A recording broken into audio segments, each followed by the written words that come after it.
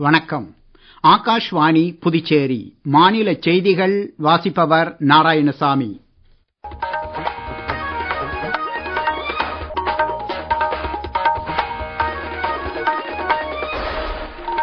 தலைப்புச் செய்திகள். மக்களை மையமாக கொண்ட நிர்வாகத்திற்கு அதிகாரிகள் முக்கியத்துவம் அளிக்க வேண்டுமென பிரதமர் திரு நரேந்திர மோடி கூறியுள்ளார். சிறந்த தேசபக்தரும் அறிஞரும் ராஜதந்திரியுமான டாக்டர் சியாமா பிரசாத் முகர்ஜி நினைவு நாளான இன்று பிரதமர் திரு நரேந்திர மோடி அன்னாருக்கு புகழஞ்சலி செலுத்தியுள்ளார். வேளாண் கொள்முதல் நடைமுறைகளில் விவசாயிகளுடன் நேரடி தொடர்புகளை மேம்படுத்திக் கொள்ள வேண்டியதன் அவசியத்தை மத்திய அமைச்சர் திரு அமித்ஷா வலியுறுத்தியுள்ளார். கத்தார் தீ விபத்தில் தமிழகத்தைச் சேர்ந்த 3 இளைஞர்கள் உயிரிழந்தது குறித்து முதலமைச்சர் திரு விஜய் துயரம் வெளியிட்டுள்ளார். இனி விரிவான செய்திகள். அதிகாரிகள் மக்களை தெய்வமாக கருதி மக்களை மையமாக கொண்டதாக நிர்வாகத்தை செயல்படுத்த வேண்டுமென பிரதமர் திரு நரேந்திர மோடி கூறியுள்ளார். 2024ஆம் ஆண்டு பிரிவைச் சேர்ந்த 183 IAS பயிற்சி அதிகாரிகள் இன்று புதுடில்லியில் பிரதமரை சந்தித்த போது முன்னேறிய நாடாக இந்தியாவை மேம்படுத்துவதில் இளம் அதிகாரிகள்தான் முக்கிய பங்காற்ற முடியும் என்றார். பிரதமரின் உரை குறித்து கூடுதல் விவரங்கள். நாட்டிற்கான உன்னத நோக்கங்களின் அடிப்படையில் புதுமையான விதங்களில் நாட்டை கட்டியமைக்க இளம் அதிகாரிகள் தங்களை அர்ப்பணித்துக் கொள்ள வேண்டும் என்றும் நாட்டின் முக்கிய பிரச்சனைகளை தீர்ப்பதில் அனைத்து துறைகளையும் முழுமையாக ஈடுபடுத்தும் அணுகுமுறையை கடைபிடிக்க வேண்டும் என்றும் பிரதமர் திரு நரேந்திர மோடி வலியுறுத்தினார். 2047ஆம் ஆண்டிற்குள் முன்னேறிய நாடாக இந்தியாவை மேம்படுத்துவதில் சுயசார்பு இந்தியா, மேக் இன் இந்தியா போன்ற திட்டங்களுக்கும் எரிசக்தி பாதுகாப்பு மற்றும் உற்பத்தி துறையின் வளர்ச்சிக்கும் முக்கிய பங்கு இருப்பதால் அதிகாரிகள் இத்தகைய திட்டங்கள் மற்றும் நோக்கங்களில் சிறப்பு கவனம் செலுத்த வேண்டும் என அவர் கேட்டுக் கொண்டார். கடந்த 10 ஆண்டுகளுக்கும் மேற்பட்ட காலத்தில் அரசு நிர்வாகத்தில் முக்கிய மாற்றங்கள் ஏற்பட்டிருப்பதையும் நடைமுறைகளுக்கு முக்கியத்துவம் அளிக்கும் நிலை மாறி விளைவுகளுக்கு முக்கியத்துவம் அளிக்கும் அணுகுமுறை தற்போது கடைபிடிக்கப்படுவதையும் பிரதமர் சுட்டிக்காட்டினார். வளர்ச்சியில் பெண்களின் பங்கு அதிகரித்து வருவதாகவும் IAS அதிகாரிகளில் மகளிர் எண்ணிக்கை அதிகரித்திருப்பதே இதற்கு சான்றாகும் என்றும் அவர் குறிப்பிட்டார். சிறந்த தேசபக்தரும் அறிஞரும் ராஜதந்திரியுமான டாக்டர் சியாமா பிரசாத் முகர்ஜி நினைவு நாளான இன்று பிரதமர் திரு நரேந்திர மோடி அன்னாருக்கு புகழஞ்சலி செலுத்தியுள்ளார். நாட்டின் வளர்ச்சிக்காக வாழ்வை அர்ப்பணித்துக் கொண்டவர் டாக்டர் சியாமா பிரசாத் முகர்ஜி என்று சமூக ஊடக பதிவு ஒன்றில் பிரதமர் கூறியுள்ளார். டாக்டர் சியாமா பிரசாத் முகர்ஜியின் அயராத கடமைப்பற்றும் தேச நலன் மற்றும் பொது வாழ்வில் அவர் காட்டிய துணிச்சலும் பல தலைமுறைகளுக்கு தொடர்ந்து ஊக்கமளிக்கும் என்றும் பிரதமர் தெரிவித்துள்ளார். டாக்டர் சியாமா பிரசாத் முகர்ஜி வாழ்வின் கடைசி மூச்சு வரை வாழ்ந்து காட்டிய பாதையில் வலுவான முன்னேறிய இந்தியா ஒன்றை உருவாக்க மக்கள் அனைவரும் மறு உறுதி ஏற்க வேண்டும் என்றும் பிரதமர் திரு நரேந்திர மோடி கேட்டுக் கொண்டுள்ளார். குடியரசுத் தலைவர் திருமதி திரௌபதி முர்மு குடியரசுத் தலைவர் மாளிகையில் இன்று மாலை நடைபெற்ற 2ஆம் கட்ட பத்ம விருதுகள் வழங்கும் விழாவில் விருதாளர்களுக்கு விருதுகளை வழங்கி சிறப்பித்தார். பத்திரிகையாளர் திரு பி நாராயணன், முன்னாள் நீதிபதி திரு KT தாமஸ் ஆகியோருக்கு பத்ம விபூஷன் விருதும், முன்னாள் டென்னிஸ் வீரர் திரு விஜய் அமிர்தராஜ், நடிகர் மம்முட்டி, பின்னணி பாடகி அல்கா யாக்னிக் உள்ளிட்டவர்களுக்கு பத்ம பூஷன் விருதும் வழங்கப்பட்டது. இவ்வாண்டு மொத்தம் அறிவிக்கப்பட்ட 133 பத்ம விருதுகளில் 5 பத்ம விபூஷன் விருதுகளும் 13 பத்ம பூஷன் விருதுகளும் 113 பத்மஸ்ரீ விருதுகளும் அடங்கும். ஈரான் அமெரிக்கா இடையே எட்டப்பட்டுள்ள புரிந்துணர்வு ஒப்பந்தத்தை இந்தியா வரவேற்றுள்ளது. இந்த உடன்பாட்டினால் உலகம் முழுவதிலும் எரிசக்தி பாதுகாப்பு வலுப்பெறும் என்று தேசிய பாதுகாப்பு ஆலோசகர் திரு அஜித் தோவல் இன்று புதுடில்லியில் பிரிக்ஸ் தேசிய பாதுகாப்பு ஆலோசகர் மாநாட்டில் பேசுகையில் கூறினார். ஹோர்முஸ் நீரிணை திறக்கப்படுவதால் உலக அளவிலான பொருள் விநியோக சங்கிலியில் தடைகளும் உரங்கள் மற்றும் ரசாயனங்களின் பற்றாக்குறையும் நீங்கும் என அவர் தெரிவித்தார். உலக அளவில் தற்போது ராணுவ பிணக்குகள், பொருளாதார நெருக்கடிகள் மற்றும் தொழில்நுட்ப மாற்றங்களால் கொந்தளிப்பான சூழல் ஏற்பட்டுள்ளதாக திரு அஜித் தோவல் கூறினார். உலக நாடுகளின் பாதுகாப்பு கவலைகளும் அதிகரித்து வரும் நிலையில் வெவ்வேறு கண்டங்களைச் சேர்ந்த பிரிக்ஸ் நாடுகள் தங்களின் பலதரப்பட்ட அனுபவங்கள் மூலம் வேகமான மாற்றங்களை சமாளிப்பதில் முக்கிய பங்களிக்க முடியும் என்றும் அவர் குறிப்பிட்டார்.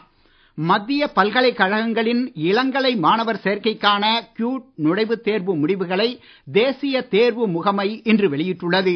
தேர்வு எழுதிய மாணவர்கள் அதிகாரப்பூர்வ கியூட் இணையதளம் மூலமாக முடிவுகளை தெரிந்து கொள்ளலாம் என்றும் அறிவிக்கப்பட்டுள்ளது. குஜராத்தில் பள்ளி அளவிலான மாணவர் சேர்க்கையை ஊக்குவிக்கும் வகையில் மாநில அரசால் ஏற்பாடு செய்யப்பட்டுள்ள 24ஆம் ஆண்டு பள்ளி பிரவேச உற்சவத்தை முதலமைச்சர் திரு பூபேந்திர யாதவ் இன்று தொடக்கி வைத்தார். வாத் நகரில் பிரதமர் திரு நரேந்திர மோடி பயின்ற BN உயர்நிலைப் பள்ளியில் நடைபெற்ற இவ்விழாவில் திரு யாதவ் பேசுகையில், சாதாரண பின்னணியில் இருந்து வரும் மாணவர்கள் கூட கல்வி மற்றும் திடமான மன உறுதி மூலம் எந்த அளவிற்கு உயர முடியும் என்பதற்கு பிரதமரின் வாழ்க்கை பயணமே சான்றாகும் என்றார். நீங்கள் கேட்டுக்கொண்டிருப்பது மாநில செய்திகள். ஆகாஷ்வாணி செய்திகளை நேயர்கள் உடனுக்குடன் தெரிந்து கொள்ள எமது புதுச்சேரி மண்டல செய்திப் பிரிவின் சமூக ஊடகங்களான @airnews_புதுவை என்ற X பக்கத்தையும், all India radio news Puducherry என்ற Facebook பக்கத்தையும், @RNU புதுச்சேரி என்ற YouTube சேனலையும் அணுகலாம். செய்திகள் தொடர்கின்றன. மத்திய உள்துறை மற்றும் கூட்டுறவுத்துறை அமைச்சர் திரு அமித்ஷா இன்று புதுடெல்லியில் தேசிய வேளாண் கூட்டுறவு விற்பனை கூட்டமைப்பின் ஏல நடைமுறைகளுக்கான இணையதளத்தை தொடக்கி வைத்தார். வேளாண் விளைபொருட்களின் ஏலத்தில் வெளிப்படைத்தன்மை மற்றும் செயல்திறனை மேம்படுத்துவதில் முக்கிய நடவடிக்கையாக இந்த நாஃபெட் இணையதளம் அமைந்துள்ளது. விழாவில் அமைச்சரின் உரை குறித்து ஒரு செய்தி தொகுப்பு. நாஃபெட் விழாவில் மத்திய அமைச்சர் திரு அமித்ஷா பேசுகையில், வேளாண் கொள்முதல் நடைமுறைகளில் இடைத்தரகர்களை முழுமையாக தவிர்த்து விவசாயிகளுடன் நேரடி தொடர்புகளை மேம்படுத்திக் கொள்ள வேண்டியதன் அவசியத்தை வலியுறுத்தினார். நாஃபெட் கூட்டமைப்பு கடந்த 12 ஆண்டுகளில் கடும் நிதி நெருக்கடியில் இருந்து மீண்டு 74 லட்சம் விவசாயிகளுக்கு சேவை புரியும் வலுவான அமைப்பாக தற்போது மேம்பட்டுள்ளதாக அவர் தெரிவித்தார். இன்று ஜூன் 23ஆம் தேதி டாக்டர் ஷியாமா பிரசாத் முகர்ஜி நினைவு நாள் கடைபிடிக்கப்படுவதை திரு அமித்ஷா தமது உரையில் சுட்டிக்காட்டி, ஜம்மு காஷ்மீருக்கு சிறப்பு அந்தஸ்து வழங்கிய 370வது அரசியல் சாசன பிரிவை கடுமையாக எதிர்த்தவர் ஷியாமா பிரசாத் முகர்ஜி என்றும், தற்போது 370வது அரசியல் சாசன பிரிவு நீக்கப்பட்டதன் மூலம் அன்னாரின் கனவு நனவாக்கப்பட்டுள்ளதாகவும் கூறினார். ஏல நடைமுறைகளுக்கான நாஃபெட் இணையதளத்தின் தொடக்க விழாவில் மத்திய வேளாண் அமைச்சர் திரு சிவராஜ் சிங் சௌஹான் பேசுகையில், கடந்த 10 ஆண்டுகளுக்கும் மேற்பட்ட காலத்தில் நாட்டின் வேளாண் உற்பத்தி கணிசமான அளவில் அதிகரித்திருப்பதாக கூறினார். புதிய நாஃபெட் இணையதளத்தினால் விவசாயிகள் தங்களுக்கு சேர வேண்டிய பணத்தை 48 மணி நேரத்திற்குள் வங்கிக் கணக்கில் பெற ஏதுவாகும் என்று அவர் தெரிவித்தார். இவ்விழாவின் போது விவசாயிகளின் குழந்தைகளுக்கான நாஃபெட் கல்யாண் கல்வி உதவித்தொகை திட்டம் உட்பட தேசிய வேளாண் கூட்டுறவு விற்பனை கூட்டமைப்பின் வேறு பல டிஜிட்டல் முன் முயற்சிகளையும் மத்திய அமைச்சர் திரு அமித்ஷா தொடக்கி வைத்தார். கத்தார் நாட்டில் ஏற்பட்ட பயங்கர தீ விபத்தில் தமிழகத்தைச் சேர்ந்த 3 இளைஞர்கள் உயிரிழந்தது குறித்து முதலமைச்சர் திரு விஜய் துயரம் வெளியிட்டுள்ளார். இவர்களின் குடும்பங்களுக்கு தலா 10 லட்சம் ரூபாய் கருணைத் தொகை வழங்கப்படும் என்றும் அவர் தெரிவித்தார். இறந்து போனவர்களின் உடல்களை விரைந்து தமிழகத்திற்கு கொண்டு வர நடவடிக்கை எடுக்கப்படுவதாகவும், வெளியுறவு அமைச்சகம் மற்றும் கத்தாரில் உள்ள இந்திய தூதரகத்தின் ஒருங்கிணைப்புடன் இதற்கான முயற்சிகள் மேற்கொள்ளப்படுவதாகவும் தமிழக முதலமைச்சர் தெரிவித்துள்ளார். தமிழகத்தில் ஆசிரியர் ஆள் சேர்ப்பு தேர்வு முறைகேடுகள் தொடர்பாக அமலாக்கத்துறை அதிகாரிகள் இன்று சென்னை, திருச்சி, கோவை மற்றும் மதுரையில் 18 இடங்களில் அதிரடி சோதனை மேற்கொண்டனர். 2017ஆம் ஆண்டு மத்திய குற்றப்பிரிவு போலீசாரால் பதிவு செய்யப்பட்ட வழக்கின் அடிப்படையில் இவ்வாறு நடவடிக்கை எடுக்கப்பட்டுள்ளதாக அமலாக்கத்துறை தெரிவித்துள்ளது.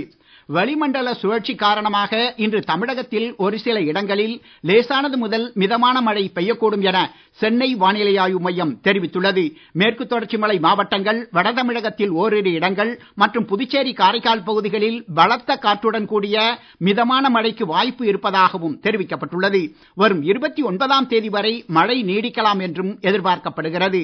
சூறாவளி காற்றுக்கு வாய்ப்பு அதிகம் உள்ள தமிழக கடலோர பகுதிகள், வங்கக்கடல் பகுதிகள் மற்றும் அரபிக்கடல் பகுதிகளுக்கு மீனவர்கள் செல்ல வேண்டாம் என அறிவுறுத்தப்பட்டுள்ளனர். இதற்கிடையே கடந்த 24 மணி நேரத்தில் அதிகபட்சமாக திருவள்ளூர் மாவட்டம் ஊத்துக்கோட்டையில் 17 சென்டிமீட்டர் மழை பதிவாகி உள்ளது.